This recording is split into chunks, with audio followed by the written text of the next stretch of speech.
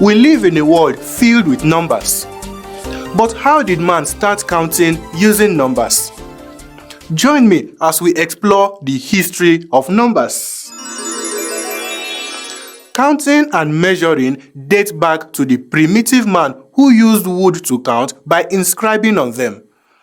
He also used bones and stones to count the number of livestock he had, or the quantity of produce he harvested, or the number of people in his clan.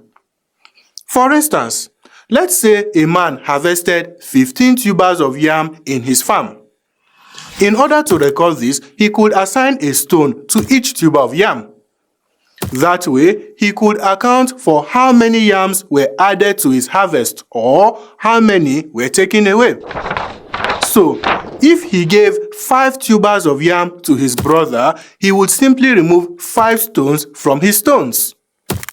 Over time, they realized that these methods could not record large numbers, and so they began recording groups of numbers using symbols. Various cultures developed different symbols for counting and recording larger numbers.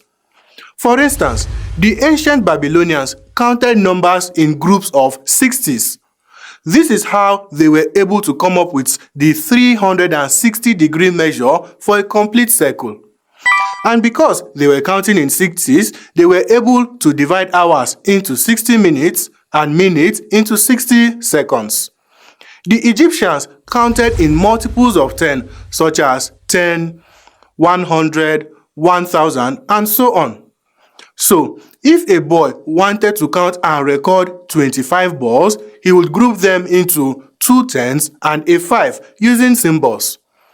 Many cultures adopted this method of recording numbers in groups. In ancient Rome, the Romans also developed a system of counting and recording numbers using symbols, which we know today as the Roman numerals. Even the Igbo culture in eastern Nigeria counted the days in 4s as Eke, Ori, Afo, and Nko.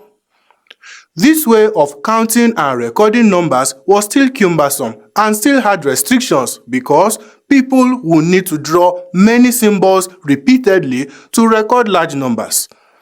The Hindu-Arabic numerals solved this problem by using a place value system to record numbers. The Hindu-Arabic numerals are a combination and modification of the Hindu and Arabic numerals which led to the base 10 system. This is a system that contains digits 0 to 9 that is used for counting today. Furthermore, when writing numbers, the most adopted numeral system used are the Roman numerals and the Hindu-Arabic numerals, which we will learn about as the lessons progress. In this lesson, we have learnt about the different ways people count beginning from early times. Join me in another lesson where we will study more about the base 10 system and the other systems of counting.